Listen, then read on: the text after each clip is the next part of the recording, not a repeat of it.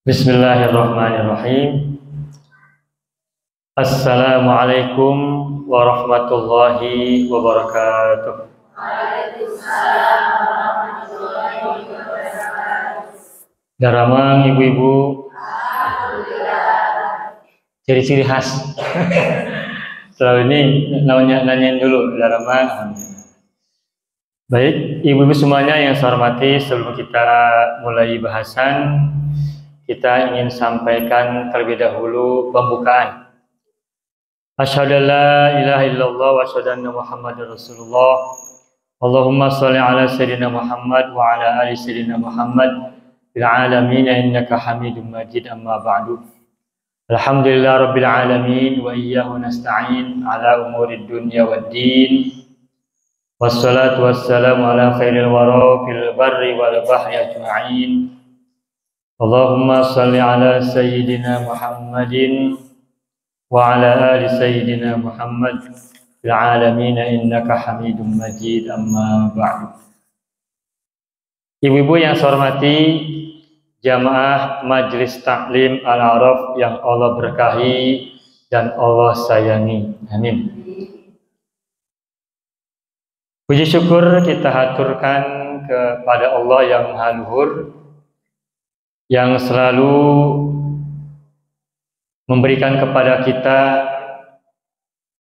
karunia-Nya setiap hari, setiap waktu, setiap saat, setiap detik. Sekalipun setiap saat, setiap hari, setiap detik juga kita mungkin banyak berbuat maksiat kepadanya. Benar gak, Bu? Ada tidak di antara kita di sini yang sepanjang harinya bebas dari dosa dan kesalahan? Tidak ada satupun. Ada tidak di antara kita yang dalam 1 jamnya bebas dari kesalahan? Tidak ada. Lebih dalam lagi, ada nggak di antara kita yang dalam 1 detiknya bebas dari kesalahan dan keluputan? Mikir. Kalau 1 detik mikir, mungkin nggak kita 1 detik bebas dari salah gitu? Kalau berbuat salah kepada sesama sih mungkin insya Allah enggak ya. Insya Allah enggak. Ya 1 detik mah kan cuma tek gitu ya. Jadi kita dalam 1 detik tidak menyakiti orang di rumah, tidak menyakiti tetangga, tidak menyakiti saudara. Insya Allah bebas. Tetapi dijamin tidak bahwa kita tidak punya kesalahan menurut Allah gitu. Tidak dijamin. Kenapa? Karena selain dosa yang bersifat fisik anggota tubuh kita, juga ada dosa yang bersifat hati dan pikiran. Dan itu cepatnya sama dengan cepatnya yang lebih cepat, misalkan cahaya, atau bahkan lebih cepat daripada detikan hati kita sendiri. Maka karena itu sudah sepantasnya kalau kita selalu memiliki kesadaran bahwa seberapapun kita punya usaha untuk berbuat baik, semampu yang kita bisa lakukan, tapi tetap saja kemungkinan kita berbuat buruk dan dianggap buruk oleh Allah ada saja, meskipun hanya hitungan 1 detik ataupun kurang daripada itu. Itulah sebabnya maka sekalipun kita tidak mungkin membaca istighfar setiap detik sepanjang hari, tetapi mudah-mudahan dengan kesadaran kita berharap rahmat dari Allah semata-mata, mudah-mudahan kesadaran ini mengantarkan kita benar-benar nanti mendapatkan ampunan, mendapatkan kasih sayang, dan juga mendapatkan keridhaan. Amin ya Allah ya Rabbal alamin. Salawat dan salam semoga Allah selalu curahkan pada junjungan alam, kekasih agung, Sang Toha, Sang Yasin, Sang Al-Mustafa Muhammad sallallahu alaihi wasallam, juga untuk keluarganya yang suci dan para sahabatnya yang terpilih dan setia. Mudah-mudahan kita yang ada di sini, ibu-ibu dan juga pasangan-pasangannya, suami-suami ibu semua, dan juga anak keturunan kita nanti mendapatkan syafaat dari beliau pada hari kebangkitan dan pada hari pembalasan. Amin ya Rabbal alamin. Ibu-ibu yang saya hormati, hari ini hari Sabtu. Seperti biasa kita bersama-sama di sini pada minggu kedua kita mengkaji tafsir yang sudah sepantasnya kita terus berusaha untuk memahami Al-Quran yang selalu kita baca. Kita tentu saja juga sudah hafal surat Al-Fatihah, dan pada beberapa bulan yang lalu kita sudah bahas tentang ta'awudz dan juga tentang basmalah, juga tentang hamdalah. Semoga apa yang sudah kita bahas itu pertama secara spiritual itu dicatat oleh Allah sebagai cara kita mendekatkan diri kepada Allah dengan memahami ayat-ayatnya, dan secara intelektual memberikan kepada kita pemahaman tentang ayat-ayat yang telah Dia firmankan dan turunkan kepada Nabi yang terpilih, Nabi Muhammad Shallallahu Alaihi Wasallam. Amin ya rabbal alamin. Ibu-ibu yang saya hormati, pada bulan lalu pada kajian terakhir kita sudah selesai membahas ayat hamdalah, betul ya? Hamdalah. Yang pertama ta'awudz kita sudah paham dan sudah bahas panjang lebar di situ. Ayat basmalah juga sudah kita panjang lebar bahasan di situ. Dan terakhir hamdalah juga cukup panjang lebar. Satu bahasan dalam setiap pertemuan kita dalam belajar ini. Dan hari ini kita masuk ke ayat yang keempat. Suratnya sangat pendek, di antara 7 ayat dalam surat Al-Fatihah. Inilah yang paling pendek, yakni yang berbunyi Ar-Rahmanir Rahim. Ar-Rahmanir Rahim. Ayat ini pendek, hanya terdiri dari 2 kata, dan dua-duanya berasal dari akar kata yang sama. Ar-Rahmani dan Ar-Rahimi dua-duanya bermula dari kata rohima, yarhamu, rahmatun, marhamatun, rohim, marhum, itu satu akar. Jadi kalau di antara kita di sini ada orang namanya marhamah, itu saudaraan sama rohim, Bu. Saudaraan sama rohmah. Bahkan rohmah sama rohmat itu juga saudara. Cuma kalau rohmah itu biasanya dipakai untuk nama perempuan, kalau rahmat biasa dipakai untuk nama laki-laki. Pada kalau nulis Arabnya sama-sama, Bu. Rahmatun tamarbuto. Rahmatun. Maka kalau tulisan rahmatun dalam aksara Arab dibaca oleh orang Indonesia, ini bacanya ini rahmat atau rohmah gitu. So, kalau di negara kita itu rahmat sama rohmah beda jenis kelamin ya, Bu ya. Jenis kelamin. Padahal bahasa Arabnya sama. Ya, inilah keunikan bahasa-bahasa di dunia. Di satu sisi kita menyerap dari bahasa yang lain, dijadikan bahasa kita. Kemudian ketika sudah menjadi bahasa kita, kita punya cara sendiri untuk mendefinisikan. Semacam gini, Maisaroh itu pantasnya nama laki apa nama perempuan? Itu di Indonesia. Tapi yakin tidak bahwa Maisaroh itu diambil dari bahasa Arab? Iya, itu diambil dari nama bahasa Arab. Dan kalau kita belajar tarikh, itu nama Maisarah itu adalah seorang yang menemani Rasulullah ketika berdagang, membawa perniagaan milik Siti Khadijah dari Mekah ke Syam pada saat usia beliau sekitar menjelang 25 tahun lah, 20-an sampai 25 tahun. Itu beliau ditemani oleh seseorang yang bernama Maisarah. Dari Mekah ke Syam itu panjang perjalanan, lama. Bisa berhari-hari, boleh jadi berminggu-minggu dan mungkin berbulan. Dan Rasul ditemani oleh sosok yang bernama Maisarah sepanjang perjalanan. Tentu ada yang lain yang menemani karena barang bawaannya banyak.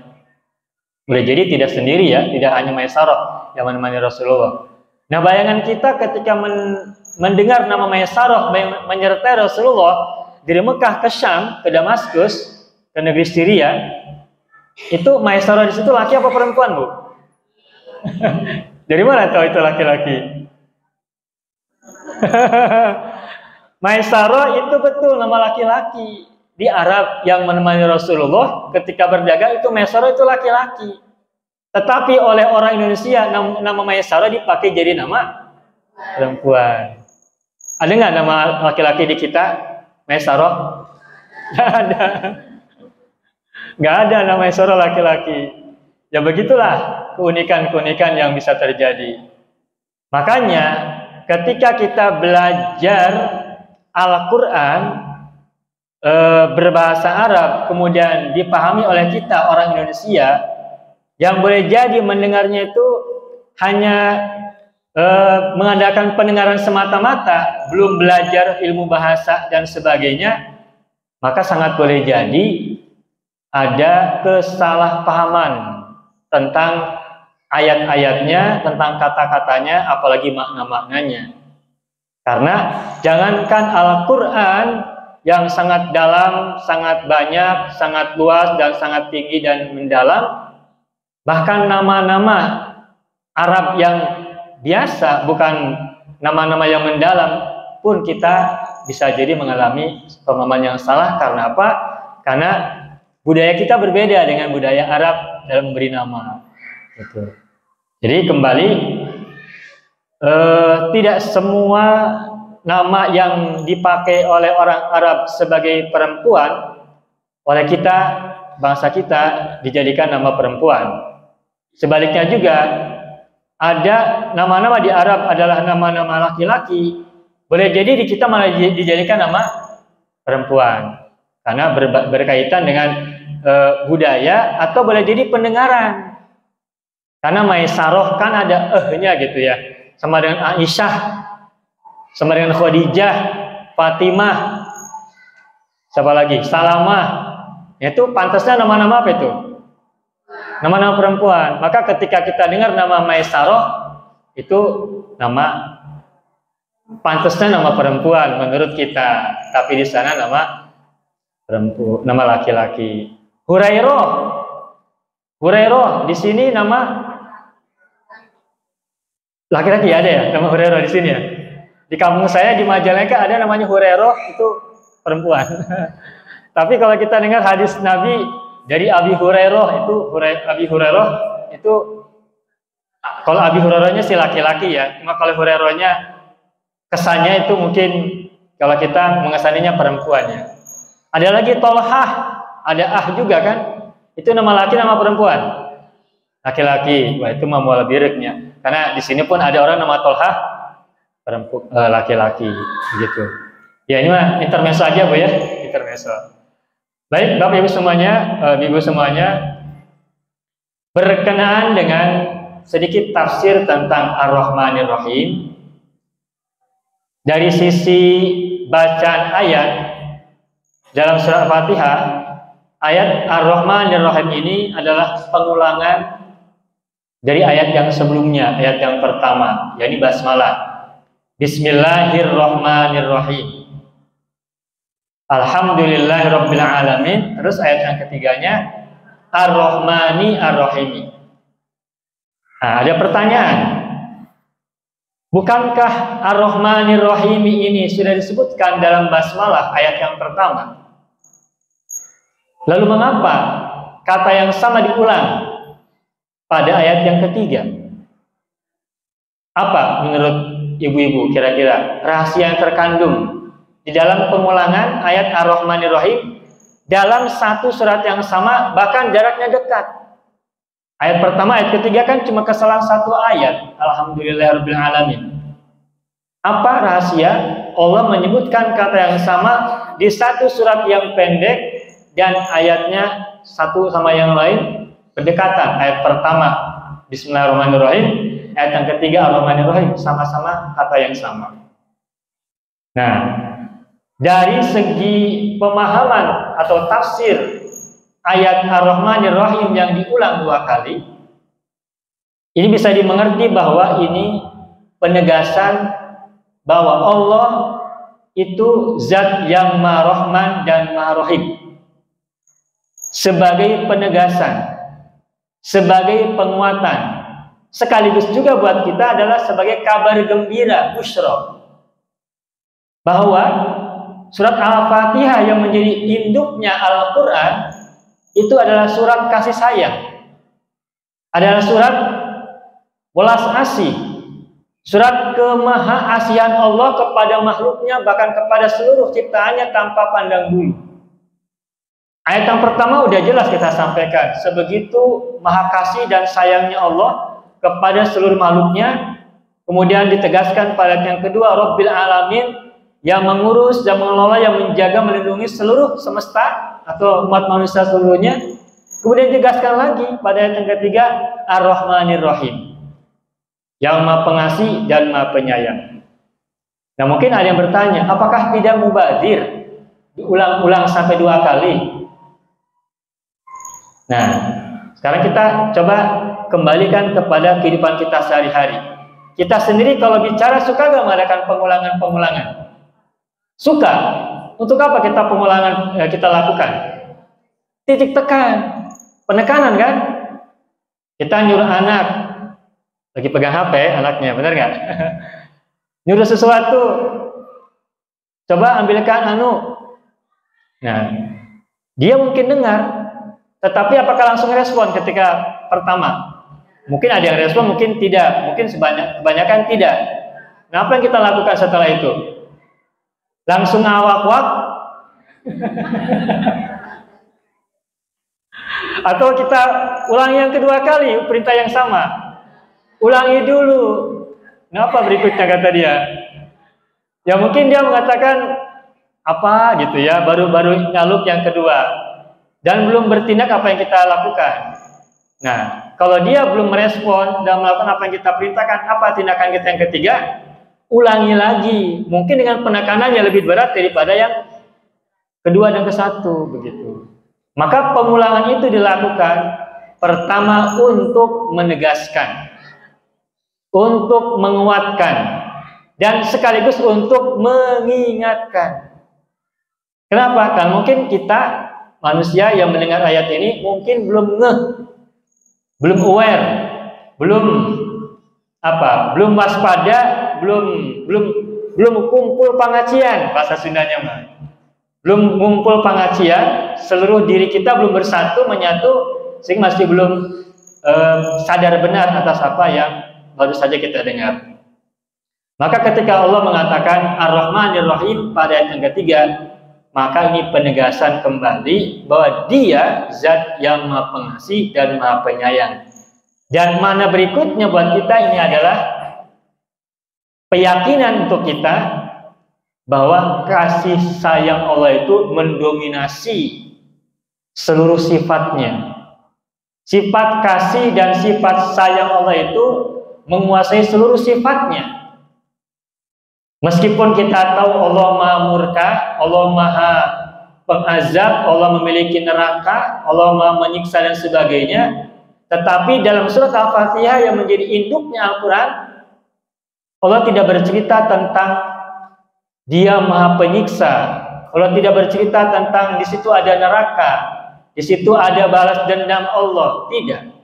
Tetapi dalam surat Al-Fatihah Allah katakan 2 kali dalam 2 ayat yang berbeda tentang sifat Rahman dan Rahimnya Gusti Allah. Nah, sehingga buat kita ini adalah kabar gembira. Meskipun kita punya banyak dosa, meskipun kita sedikit amal soleh, ingat ayat Ar-Rahmani Ar-Rahimi. Diawali dengan Bismillahirrahmanirrahim, ditegaskan lagi Ar-Rahmani Ar-Rahim. Jadi kita nggak boleh berputus asa. Kenapa? Karena kasih sayang Allah maha luas, maha tak terbatas, bahkan meliputi segala sesuatu. Rahmatullahi wasi'at kulla syai'in. Kasih sayang Allah meliputi segala sesuatu, tak sedikit pun ruang, tak sedetik pun waktu yang dilewati tanpa kasih sayang Allah. Maka berkenaan dengan nanti ayat berikutnya, sebagai makhluk hidup dan sebagai manusia yang memiliki beban tanggung jawab, hak dan kewajiban, kalau kita introspeksi masuk ke dalam diri kita yang paling dalam, kita nih yakin banyak dosa. Yakin pasti banyak dosa, baik dosa ketika masih anak-anak atau ketika sudah remaja. Kita mengenal ada istilah kenakalan remaja. Kalau kita sekarang komentari anak-anak kita dengan istilah kenakalan remaja, boleh jadi kita pun dulu adalah para pelakunya, benar nggak Bu? Kalau kita sekarang banyak ngomel anak kita, ulah kieu, ulah kitu, anak kita begini begitu, kita lihat banyak yang kita kritik dari anak-anak kita, kenakalan A, kenakalan B, berbagai macam gitu. Coba kita ingat-ingat dulu ketika kita masih remaja, dibandingkan dengan kita, anak-anak kita tuh nakalan siapa Bu?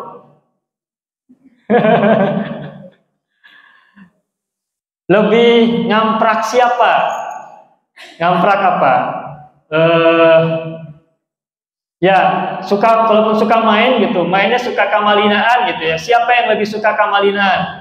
Orang kita pada masa usia itu atau anak-anak kita sekarang? Ngaku ya. Leres Bu, ngaku Bu. Saya juga ngaku. Dibandingkan anak kita zaman sekarang, kita dulu tuh mungkin luar biasa. Motekar lah, motekar. Main sangat jauh, bukan hanya lintas kampung, kita bisa lintas desa. Usia anak SD, main kita jauh. Kalau kita ngeliat anak-anak sekarang udah teterekel yang 1 meter sudah teriak-teriak. Kita mungkin bisa 2 meter, 3 meter naik pohon kan? Tidak laki, tidak perempuan sama. Ada kan kemarin ada video ya, anak perempuan naik pohon jambu uncang-uncang gitu kan? Itu anak zaman dulu. Zaman sekarang tidak kita temukan. Jadi kalau kita sekarang misalnya melihat anak-anak kita yang kita anggap nakal, gak usah cemas Bu, kita lebih-lebih daripada mereka. Dan ternyata kita sekarang jadi orang baik kan? Insya Allah jadi orang baik. Jadi doakan sajalah anak-anak kita meskipun dalam kondisi yang kita lihat hari ini, mereka nampaknya nakal, jangan terlalu banyak marah pada mereka. Karena kalaupun mau kita marahi mereka, kita lebih pantas dimarahi oleh diri sendiri pada saat itu. Jadi sebelum marah mereka, kita dulu marahin. Dan mereka itu ada gambaran kita kan? Gambaran kita masa lalu. Jadi sebagaimana kita memaklumi diri sendiri, maka maklumilah juga kenakalan-kenakalan mereka, mungkin keabayan mereka dalam mendengar kata-kata kita. Tapi tetap di hati kita doakan selalu yang terbaik untuk mereka, meskipun mungkin dalam kondisi kita merasa kesal, merasa bagaimana dengan mereka, tapi tetap harus di hati kita yang paling dalam doa untuk mereka yang positif-positif, yang baik-baik, karena insya Allah mereka terus bertumbuh, pada waktunya mereka juga akan menjadi orang-orang yang menemukan dunianya yang terbaik untuk mereka sendiri di luar dunia kita hari ini.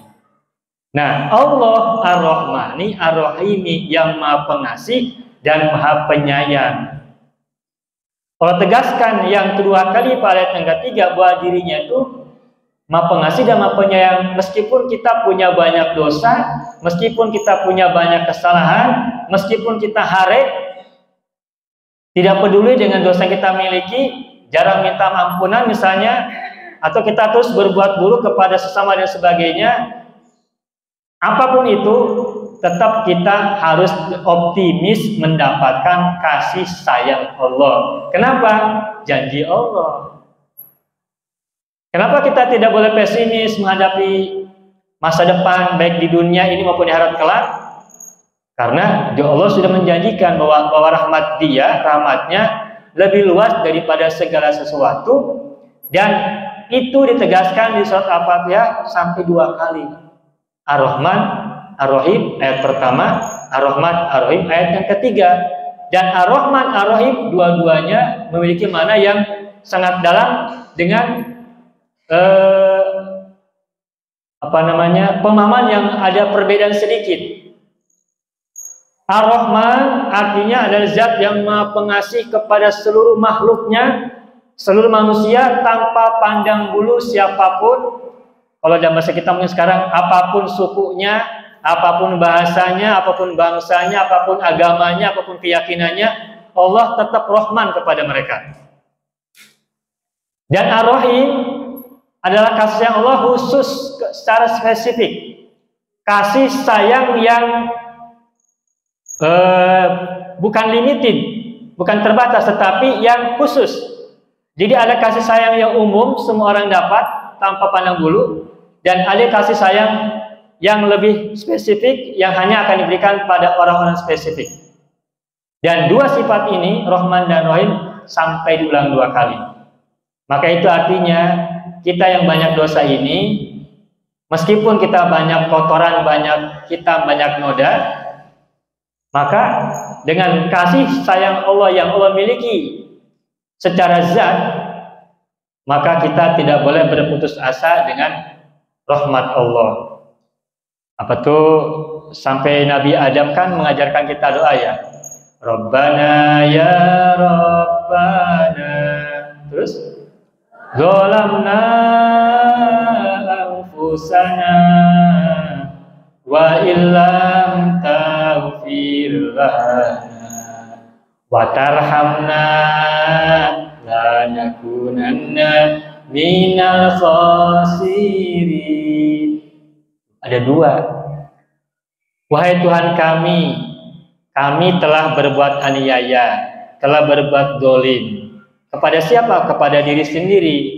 Terus fa illam taghfir lana, jika engkau tidak mengampuni kami, wa tarhamna, dan tidak merahmati kami, menyayangi kami, maka kami termasuk orang-orang yang merugi, khosirin.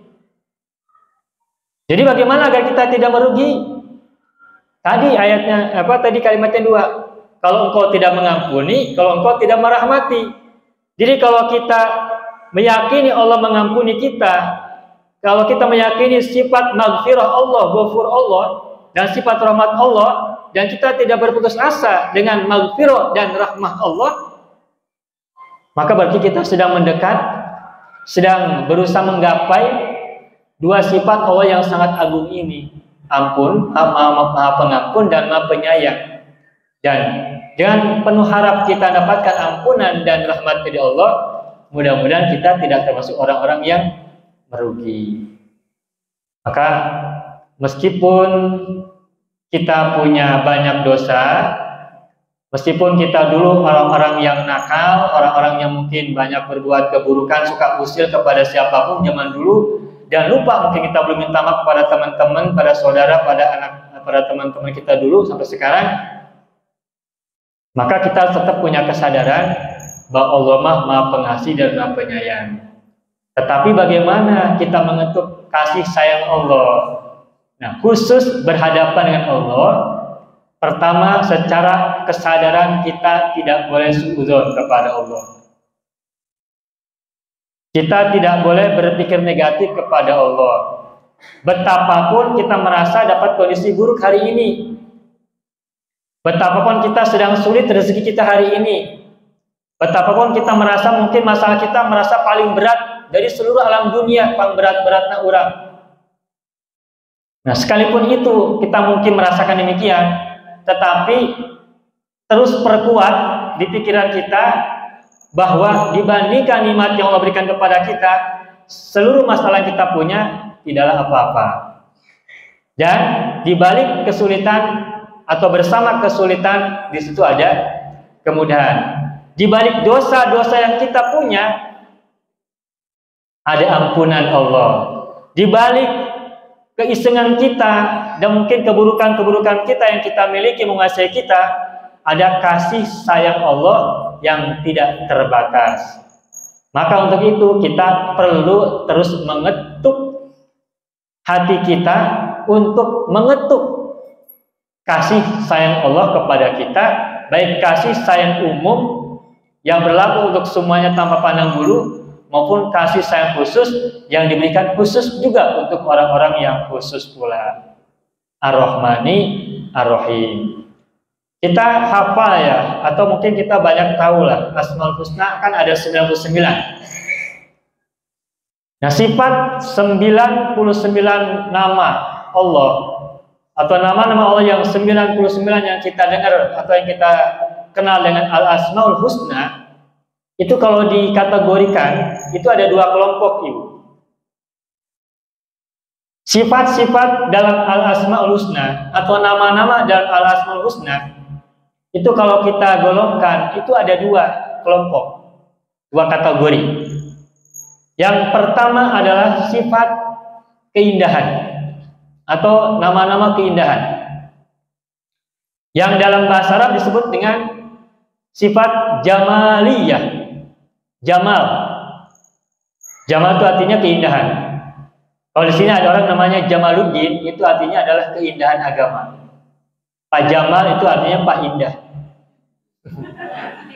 Jamal itu nama laki-laki ya. Tapi kalau indah, begitu. Ya begitulah bahasa kita ya. Kalau di bahasa Arab kan jadi nama laki-laki Jamal. Tapi kalau jadi bahasa kita indah jadi nama perempuan. Kalau mau jadi laki-laki boleh tapi ganti kata bagus. Betul kan? Bagus kan nama laki-laki ya. Artinya sama, indah, bagus itu Jamal. Nah, jadi yang pertama, kategori sifat-sifat Allah itu ada yang disebut dengan Jamaliyah, keindahan. Apa saja sifat yang termasuk dalam kategori sifat Jamaliyah? Nah, secara umum, sifat-sifat Allah yang termasuk dalam sifat Jamaliyah itu adalah sifat-sifat yang mencerminkan Allah, menggambarkan Allah, zat yang maha penyayang, maha pengasih, maha lembut, maha lunak, maha mengurusi, maha mengawasi, dan sifat-sifat keibuan.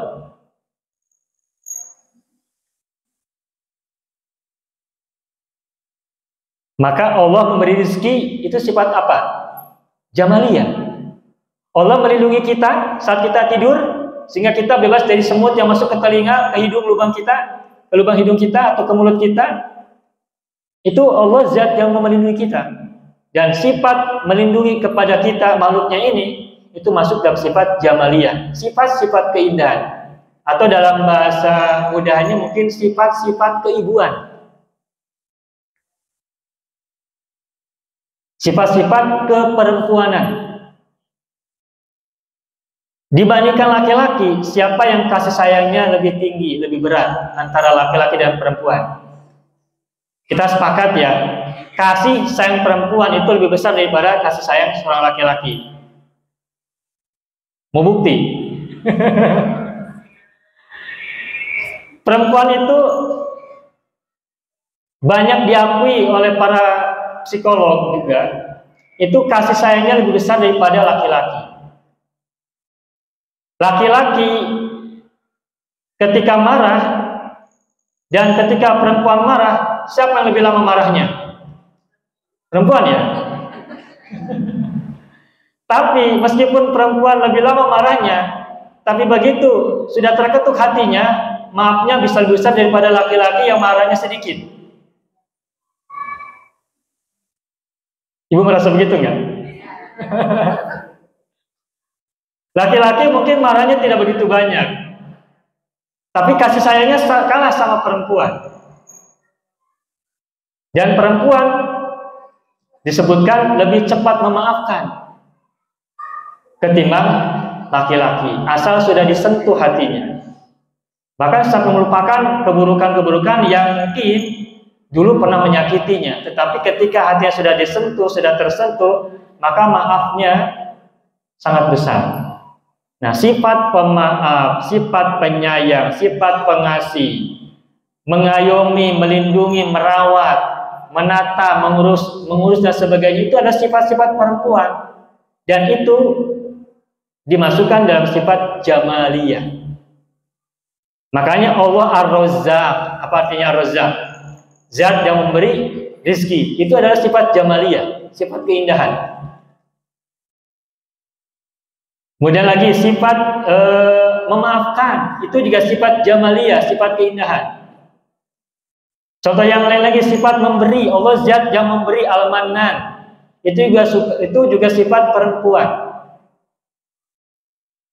Kita bisa ingat dengar cerita ya dulu, Siti Khadijah itu kan perempuan paling kaya pada masa itu. Dan kalau kekayaan Siti Khadijah itu dihitung dengan seluruh kekayaan orang-orang Arab pada masa itu, masih kaya Siti Khadijah ketimbang semuanya.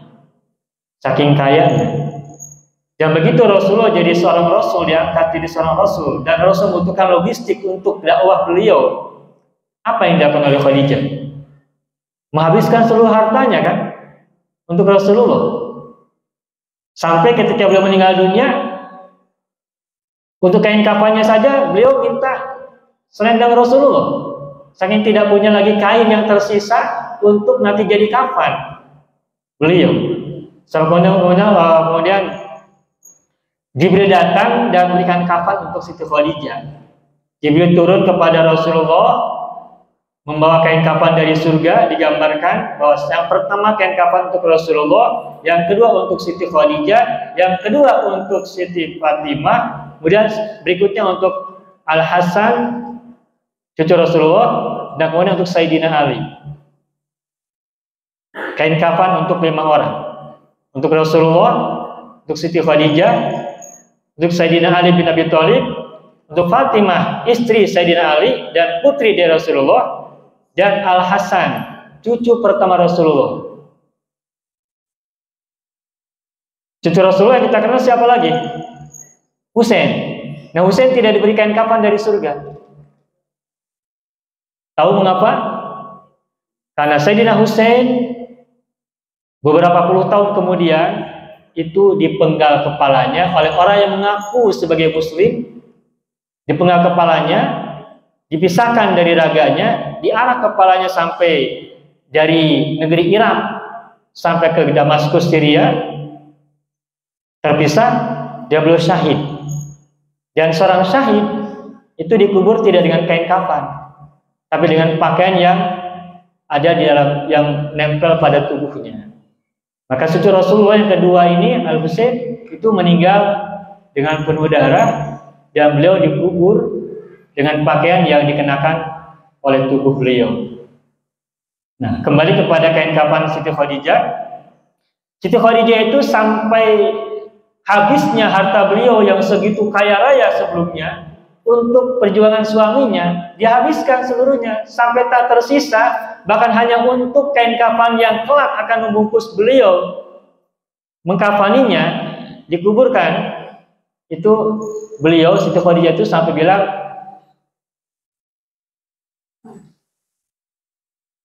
saya minta sorbanmu gitu pada Rasulullah untuk menjadi kain kafanku. Ya kalau diceritakan ini apa sedih ya. Ketika Siti Khadijah sedang merasakan akan segera dipanggil pulang oleh Allah SWT, Rasulullah ada di sampingnya. Nah, Siti Khadijah ketika itu minta maafkan kepada Rasulullah jika selama hidupnya tidak maksimal sebagai istri. Begitulah gitu ya. Kemudian singkat cerita, Siti Khadijah minta satu permintaan kepada Rasulullah. Rasul bertanya, apa gerangan permintaanmu? Nah, kata Siti Khadijah, saya sudah habis seluruh harta sehingga saya tidak punya lagi untuk mengkafani aku nanti. Maka bolehkah engkau, wahai Rasul, jika sorban yang kau kenakan itu kau gunakan untuk membungkusku ketika nanti aku dikafani, gitu kan? Sedih ya, sedih itu. Nah, itu seorang Khadijah yang sangat kaya raya, yang sangat luar biasa kekayaannya, sampai dihabiskan seluruh hartanya karena cintanya luar biasa. Jadi kalau seorang perempuan sudah begitu cinta, maka dia habiskan itu seluruhnya. Tidak lagi bernilai materi-materinya itu untuk yang dicintai. Nah, zat Allah yang Maha Pengasih Penyayang ini cintanya luar biasa kepada manusia, kepada seluruh makhluknya. Dan jika sosok perempuan yang tadi kita gambarkan, Siti Khadijah, sangat luar biasa begitu menghabiskan seluruhnya, begitu juga ibu kita semua habiskan seluruh dirinya untuk anak-anaknya. Apalagi Allah yang menciptakan makhluk ini. Karena siapa sih yang lebih sayang pada makhluk-makhluk ini selain pemiliknya, selain penguasanya, penciptanya? Tentu saja Allah. Maka ketika Allah tegaskan Ar-Rahmanir Rahim, Allah Zat yang Maha Pengasih, Maha Penyayang, kita tidak usah ragu dengan kemahakasihan Allah, kemahasayang Allah. Betapapun kita buruk rupa, buruk akhlak, buruk jiwa, dan segala-galanya, asal kita tidak boleh berputus asa dari kasih sayang Allah. Nah, jadi sifat Jamaliyah adalah sifat-sifat yang lembut, sifat-sifat kasih sayang, atau secara mudahnya adalah sifat-sifat keperempuanan, atau mungkin dalam bahasa yang lain sifat-sifat feminin. Yang dimaksud feminin itu lembut, kasih sayang, pemaaf, mengurusi, mengawasi, melindungi, menjaga, dan sebagainya lah, mana-mana itu adalah sifat-sifat keperempuanan. yang dalam bahasa Arab disebut dengan sifat jamaliyah. Jamal. Itu yang pertama. Nah, kelompok sifat yang kedua disebut dengan sifat jalaliyah. Jalal. Kalau tadi Jamal, J-A-M-A-L, huruf ketiganya M, Jamal. Nah, yang kedua ini Jalal. Muadzin kita. Muadzin. Jalal, J-A-L-A-L, huruf ketiganya L. Jalal. Apa artinya Jalal? Keagungan. Ya, Jalaluddin artinya keagungan agama. Agung. Jalal atau Jalaliyah ya, dari kata Jalal lalu disebut menjadi Jalaliyah, itu adalah sifat-sifat keagungan. Nah, sifat-sifat Jalaliyah itu apa maksudnya? Sifat-sifat Jalaliyah adalah sifat-sifat yang berkonotasi kekuatan, keperkasaan, ketinggian, keluhuran, kemegahan, keperkasaan, dan mana-mana itu. Atau yang secara mudahnya disebut sebagai sifat-sifat kelelakian, maskulin. Sifat-sifat maskulin. Gagah, perkasa, luhur, berwibawa, bukan menakutkan dalam artian menakutkan seperti yang kita kalau ketakutan di tempat-tempat gelap, bukan. Tapi Allah zat yang maha menyiksa. Allah memiliki sifat membalas dendam, menghukum dan sebagainya. Itu adalah sifat-sifat Jalaliyah. Allah adalah maharaja. Itu adalah sifat Jalaliyah, keagungan. Allah adalah zat yang maha perkasa, aziz. Itu adalah sifat Jalaliyah. Al-Qahhar, pemaksa. Itu adalah sifat Jalaliyah. Al-Azim, agung. Itu juga sifat Jalaliyah. Al-Kabir, itu juga sifat Jalaliyah. Nah, kalau Al-Latif, lembut, sifat apa itu? Jamaliyah. Ar-Rahmani, Ar-Rahimi, masuk ke mana? Jamaliyah. Al-Malik, raja. Jalaliyah. Al-Qudus, suci. Bingung ya? Jalal atau Jamal, suci. Nah, begini. Suci di sini maksudnya itu tak terjangkau, tak terkotori, karena tak terhingga oleh manusia, oleh makhluk semuanya, tak terhingga. Allah maha dekat, itu berarti Jamal. Tapi kalau jauh dari kita, itu Jalal.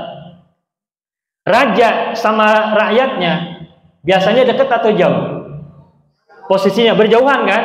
Raja di mana posisinya? Biasanya raja di istana kan? Sementara rakyat ada di mana? Di pasar-pasar, di sawah-sawah, atau di GBLA. Lagi jalan-jalan. Nah, raja itu sifat Jalaliyah, keagungan. Nah, suci yang tak terjangkau oleh selainnya, itu berarti Allah ditempatkan sebagai zat yang tak terjangkau. Itu berarti Jalaliyah. Allah maha luhur, masuk ke mana sifatnya? Jalaliyah. Allah maha besar, Jalaliyah. Allah maha dekat, Jamal. Karena kenapa Allah maha dekat itu masuk ke dalam kategori Jamal, keindahan? Karena Allah terasa dekat dengan makhluknya dan makhluk merasa dekat dengan Tuhannya. Dan ketika makhluk dan kholiknya dekat, berarti Allah bersamanya. Dan itu masuk dalam sifat keindahan, sifat Jamaliyah. Kalau kita ucapkan Subhanallah, Maha Suci Allah, itu berarti penegasan Allah sebagai zat yang sebagai Allah yang masuk dalam sifat Jalal. Karena kita mensucikan Allah. Kita menyebut misalkan Allah itu tidak serupa dengan segala sesuatu apapun. Berarti kita menempatkan Tuhan sebagai yang tak terjangkau. Allah sangat tinggi sekali, jauh dari kita. Nah, berarti ketika itu kita sedang menempatkan Tuhan Allah sebagai zat yang maha jalal, agung. Maka bertasbih itu berarti kita sedang menempatkan Allah setinggi-tingginya, jauh dari jangkauan kita, karena Dia tidak sama dengan kita. Dia maha suci, kita kotor, kita najis. Allah maha tinggi, kita rendah. Allah maha puncak, kita berada di lembah. Dan begitu seterusnya, jauh. Nah, tapi kalau kita mengatakan Allah Ar-Rahman, Allah Ar-Rahim, kemudian apa lagi? Allah Al-Latif, Allah As-Sami', yang mendengar. Kalau kita bersuara, Allah mendengar. Berarti kan Allah memperhatikan kita kalau mendengar. Nah, itu mendengar situ berarti masuk ke dalam kategori sifat jamaliyah. Nah, seluruh sifat Allah yang dekat kepada makhluknya, memperhatikan makhluknya, yang melindungi makhluknya, menyayangi makhluknya, itu masuk dalam kategori sifat-sifat jamaliyah. Sedangkan sifat-sifat yang menegaskan Allah jauh dari kita, Allah maha tinggi, Allah maha raja, Allah tidak serupa dengan suatu apapun, itu kita menempatkan Allah sebagai zat yang maha jalal, gitu. Kita sering dengar atau baca ayat atau kita hafal bahwa Allah itu lebih dekat daripada urat nadi. Dengar ya, aqrabu min hablil warid. Allah itu lebih dekat daripada urat nadi. Allah sangat dekat. Nah, ketika kita mengatakan Allah itu dekat, itu masuk sifat mana? Jamal atau jalal? Jamal, jamaliyah. Nah, kembali kepada surat Al-Fatihah ayat 3, Ar-Rahmanir Rahim.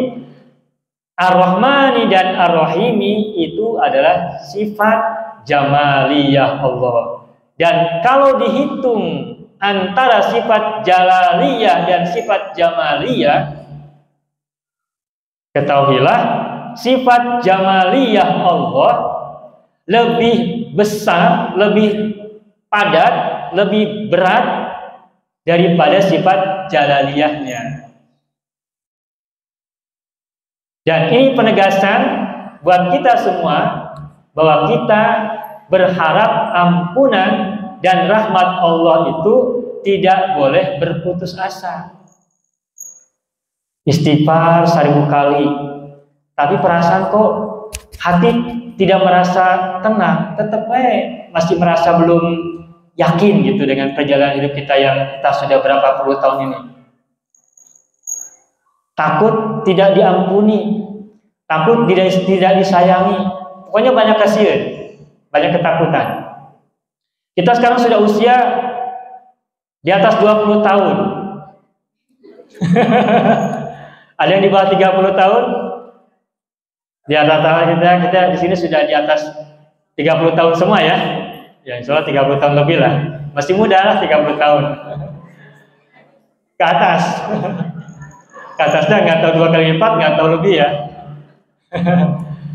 Nah, artinya kan kita punya banyak dosa. Dan ketika kita mendengar di kiri kanan kita ada yang sudah dipanggil pulang, menghadap Allah ke alam abadi, ke alam barzah, menuju ke alam keabadian. Seperti kemarin kita baru saja mengantarkan jenazah dalam 2 minggu 2 orang tetangga kita.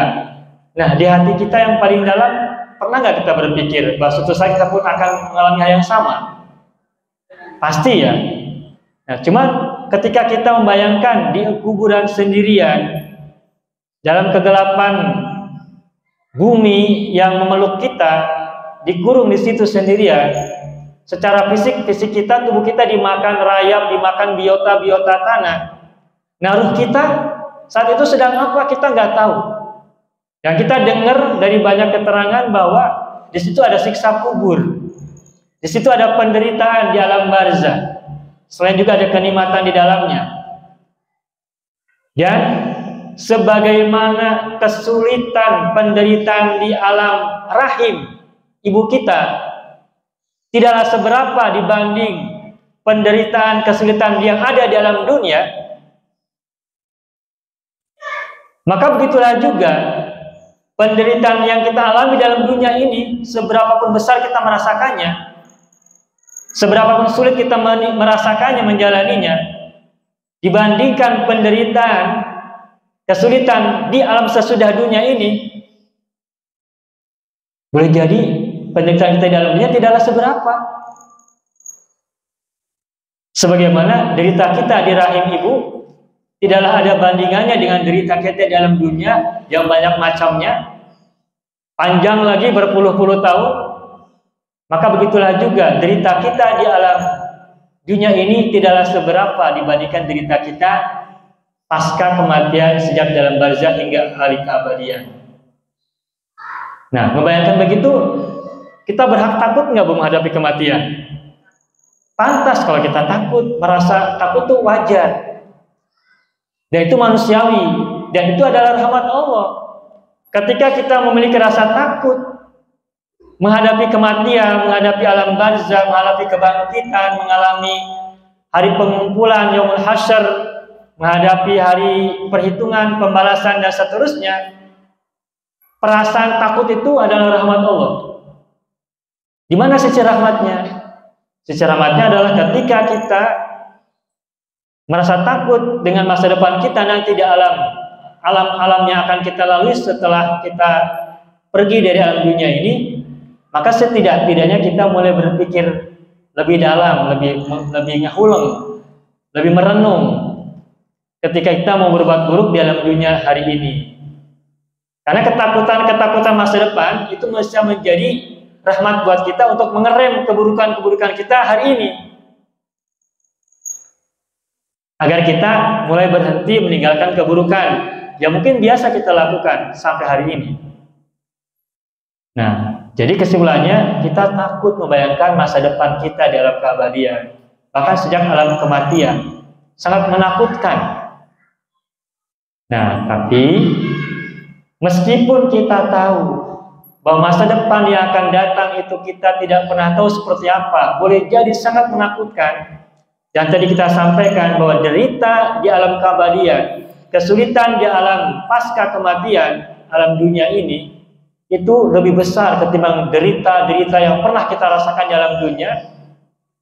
Tetapi juga jangan khawatir, karena kenikmatan di alam keabadian jauh lebih besar ketimbang kenikmatan di alam dunia. Di alam rahim, ketika kita ada di perut ibu kita merasakan kenikmatan di dalamnya. Selain kesulitan kan ada tadi sudah disebutkan. Tapi kenikmatan di rahim tidaklah apa-apa dibandingkan kenikmatan yang kita rasakan jalani di alam dunia yang begitu luas, luar biasa.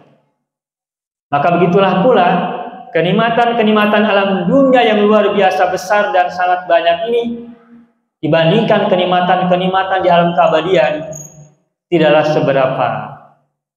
Nah, karena kenikmatan kasih sayang Allah nanti di alam keabadian jauh lebih besar daripada kenikmatan yang ada di alam ini, maka sekalipun kita takut kepada Allah, tetapi kita juga tetap punya harapan.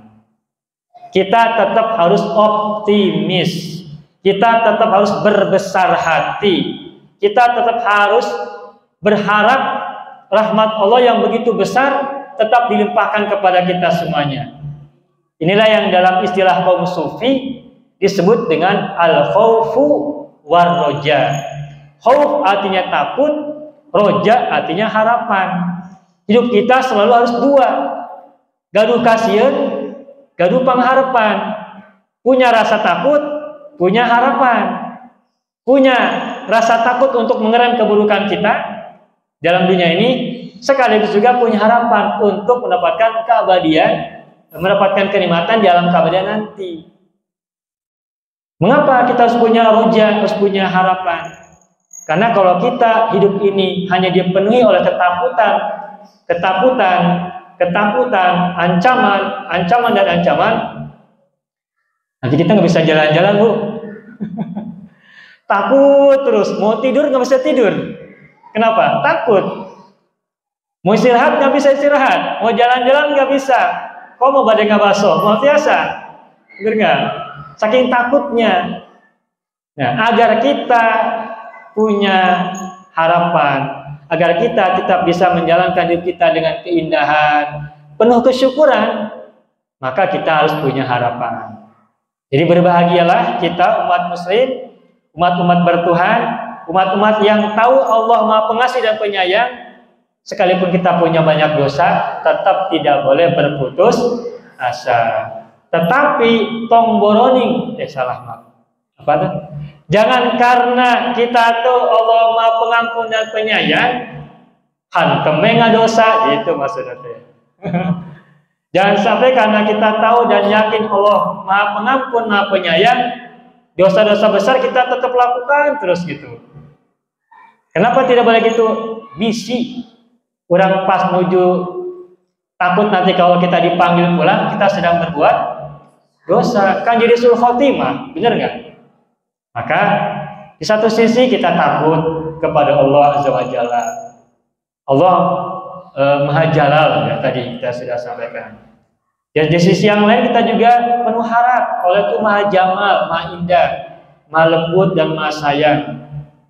Tetapi meskipun begitu, kita tidak boleh sampai lupa kendali sehingga kita banyak terus berbuat dosa tanpa kendali, meskipun yang namanya dosa pasti kita akan lakukan selalu, meskipun dosa-dosa kecil saja gitu. Tetapi setidak-tidaknya dengan khauf dan roja yang kita punya kendali, dan sekaligus juga kita punya harapan yang terus kita perbesar, karena Allah adalah zat yang Maha Rahman dan sekaligus Maha Rahim.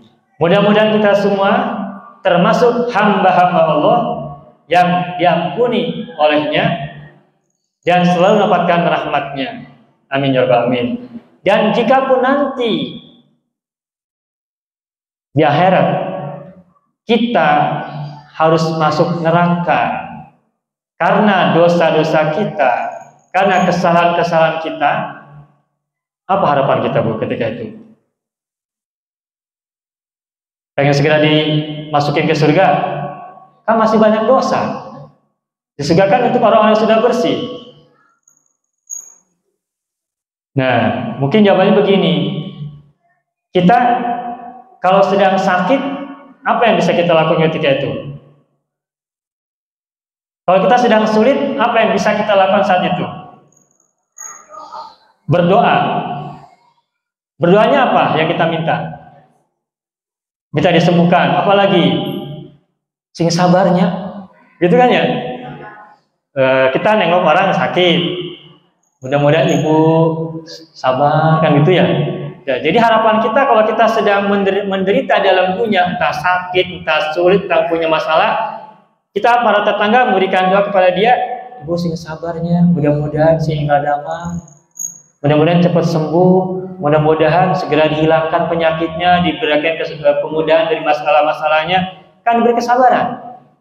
Nah, begitulah juga ketika nanti karena dosa-dosa kita miliki di dalam dunia, dan misalnya nanti kita harus disuci dulu di neraka, maka doa kita adalah semoga kita dianugerahi kesabaran menghadapi derita alam keabadian. Ya langsung masuk surga mah dengan dosa-dosa kita punya, kumaha tuh. Makanya banyak-banyak istighfar pada Allah gitu ya. Banyak-banyak istighfar dan sekaligus banyak-banyaklah penuh harap. Ketika kita baca tasbih subhanallah walhamdulillah wala ilaha illallah Allahu akbar, itu banyak kandungannya. Di satu sisi kita memuji Allah gitu ya. Kita mensucikan Allah, menjalalkan Allah, kemudian alhamdulillah mendekatkan Allah lagi. Segala puji bagi Allah Tuhan semesta alam. Kemudian tiada Tuhan selain Allah, itu pun kita jalalkan kembali. Kemudian Allah Akbar kita jalankan lagi. Nah, maka berikutnya tetap kita harus kuatkan rasa syukur kita. Karena syukur itulah juga menjadi salah satu pintu untuk mendapatkan nikmat-nikmat Allah berikutnya yang baru dan melimpah. Itu saja, mudah-mudahan kita seluruhnya di sini termasuk orang-orang yang sabar, termasuk orang-orang bersyukur, termasuk orang-orang yang takut kepada Allah, dan juga orang-orang yang penuh harap kepadanya, tidak pernah putus asa dan selalu penuh harapan, karena Allah sudah berjanji bahwa kasih sayangnya meliputi dan lebih luas daripada segala sesuatu.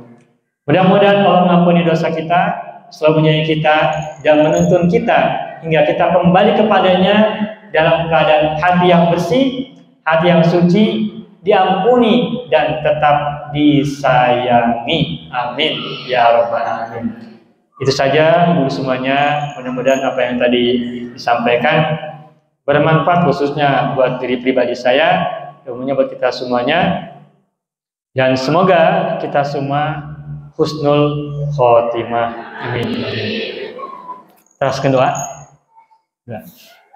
Bismillahirrahmanirrahim. Allahumma shalli ala sayyidina Muhammad wa ala ali sayyidina Muhammad fil alamin innaka Hamidum Majid.